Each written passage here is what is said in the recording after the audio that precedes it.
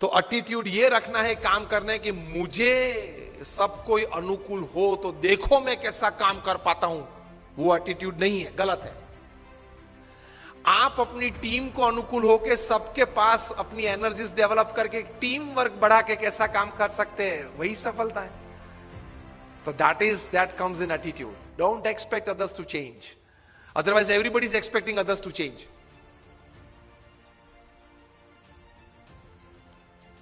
हमारे गुणातीयन स्वामी ने 200 साल पहले लिखा है क्या, कि अगर मैं जिस तरह से समझ रहा हूं ऐसा ही सब समझे तो बहुत अच्छा। तो प्रमुख स्वामी ये सिखाते थे कि थोड़ा गम खाना, मतलब बड़ा मन रखना, एक्सेप्टेंस लेवल बढ़ाना, इंसल्ट्स या डिसरिगार्ड्स हो तो उस वक्त जरा स्थिर रहना, तो आप आगे बढ़ पाएंगे।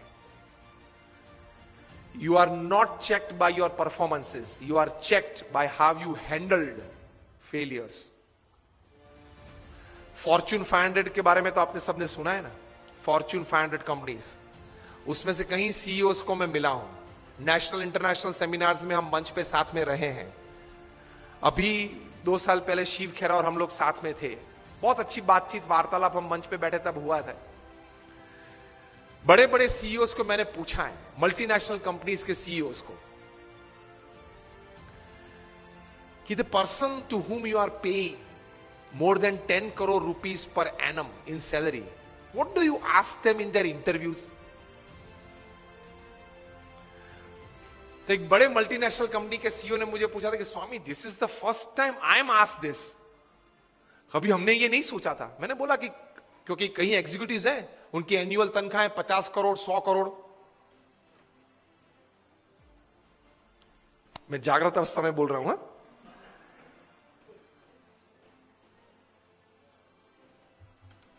ये बहुत बड़ी सॉफ्टवेयर बनाने वाली कंपनी है,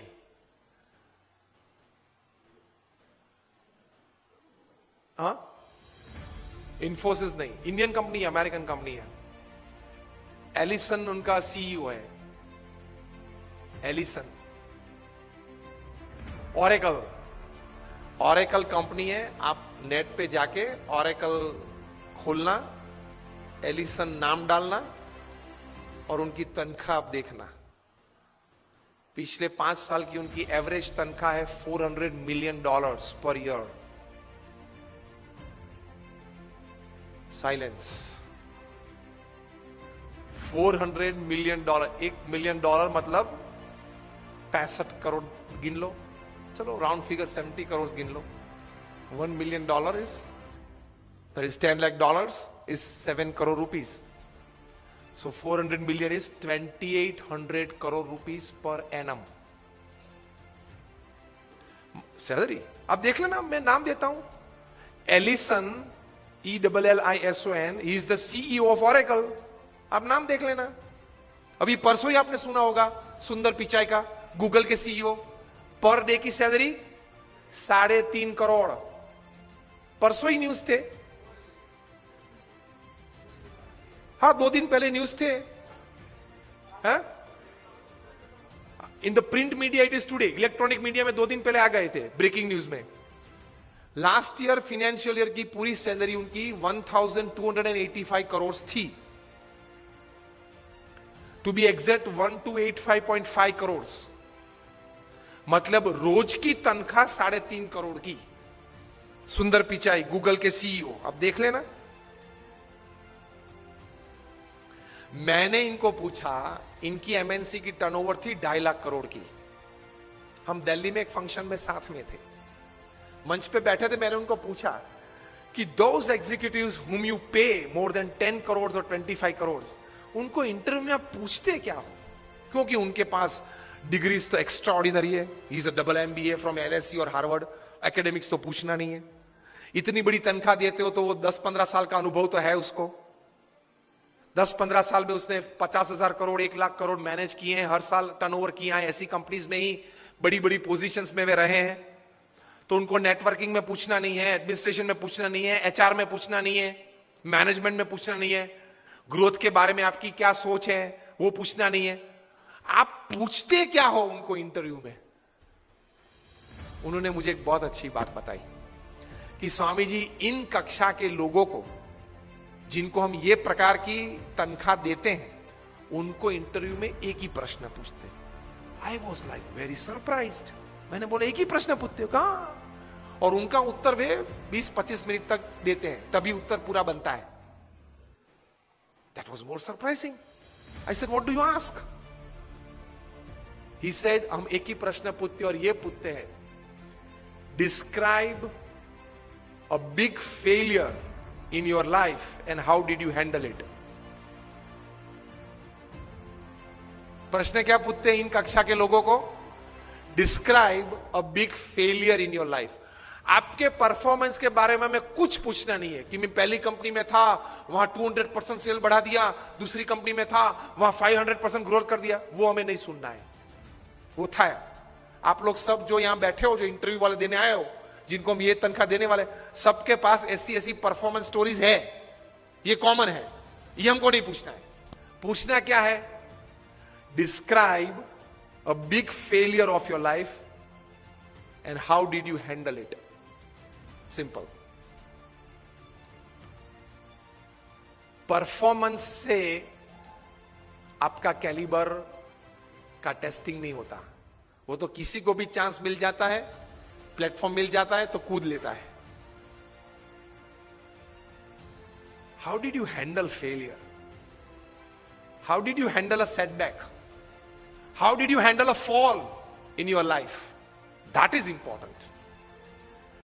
क्योंकि अब रूटीन में जब हमारी अगर हमने आपको हायर कर लिया, रूटीन में हमारी कंपनी चलती होगी, तो आप तो अच्छा परफॉर्मेंस दिखाई नहीं वाले हो। लेकिन कंपनी में अगर बड़ी आफत आ गई तो आप क्या करोगे वो बताओ। बाकी तो आपकी जगह और कोई भी ये कंपनी चला जाएगा। Isn't it a very important question? उसमें वो मल्टीनेशनल कंपनी के सीईओ ने मुझे बताया कि स्वामी, इसके उत्तर में उसको 20-25 मिनट हम देते हैं और उसमें भी हम ये जांच करते हैं कि किस प्रकार के विचार और प्रैक्टिसेस उसने अप्लाई किए, वो साइड में रखते हैं। किस प्रकार के एटीट्यूड्स उसने उस वक्त रखे, उस पे हम गौर रखते हैं। What we see in his answer is not what he thought during failure, not practicals what he applied to come out of that failure. What we see is what type of attitude he kept when he was a failure, when he met failure in his life. तो महान लोग ये परिस्थिति में इस प्रकार के attitudes रखते हैं। तो इसमें ये बात आती है गम खाने की। ये बहुत बड़ा विचार जो प्रमुख स्वामी महाराज ने दिए, उसमें कई प्रकार के ऐसे अर्थ आ जाते हैं। That is the greatness of life. How do you handle failures? Failure handle में सिर्फ आपका एटीट्यूड, एक ही शस्त्र आपके पास रहता है। हां, ऐसी परिस्थितियां जीवन में आएगी जब आपके मोबाइल नंबर में 400 फोन होंगे, किसको फोन करूं वो तकलीफ में आ जाएंगे आप। Even if you are the Sahara of thousands of homes, when you are lying बेसहारा in Tihar for 4 years, किसको फोन करूं? उनके मन में भी दिक्कत होगी ना कि अभी 4 साल से 10,000 करोड़ के रुपए के व्यक्ति तिहाड़ में है। किसको फोन करते होंगे वो? मोबाइल में तो होंगे 1000 से ज्यादा नंबर। आपके सिटी के, बेंगलोर के किंग ऑफ द स्काईज जब भारत छोड़ना पड़ा, तब भारत का पासपोर्ट नहीं यूज कर पाए, डिप्लोमेटिक पासपोर्ट पे भाग गए ना।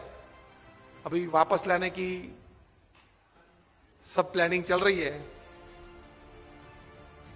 आएंगे शायद, और अगर मुंह खोलेंगे बड़े बड़े तकलीफ में आने वाले हैं।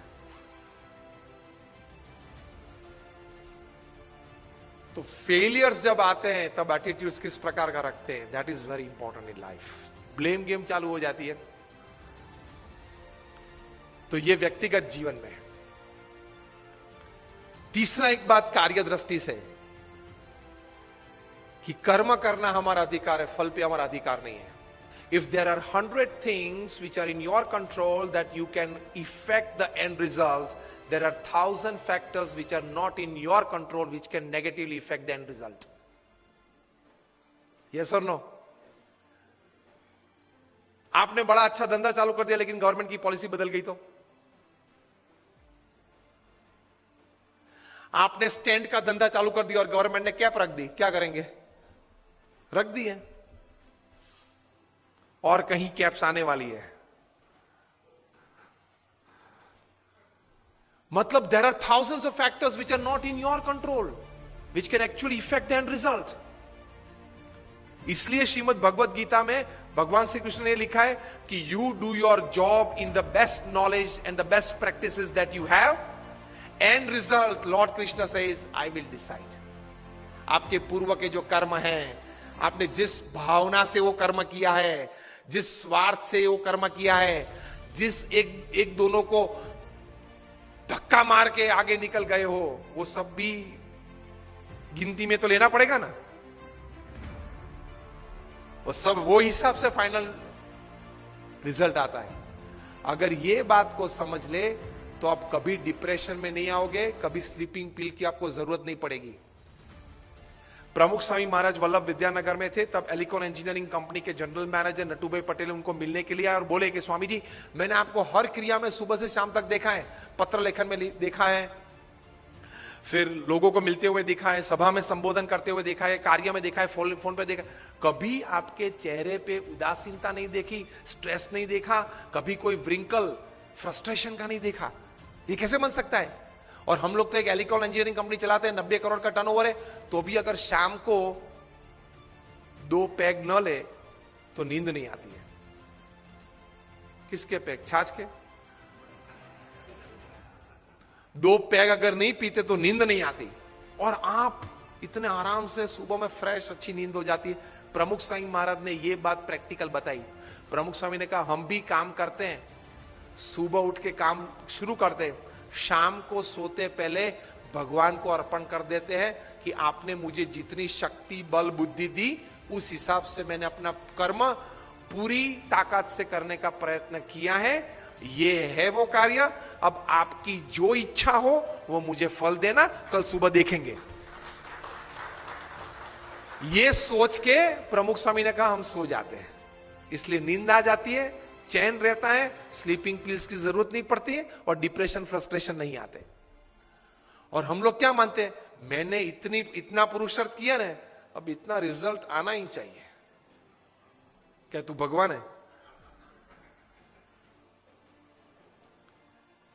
Because we are heavily dependent upon getting the desired result, we experience all kinds of negatives in life.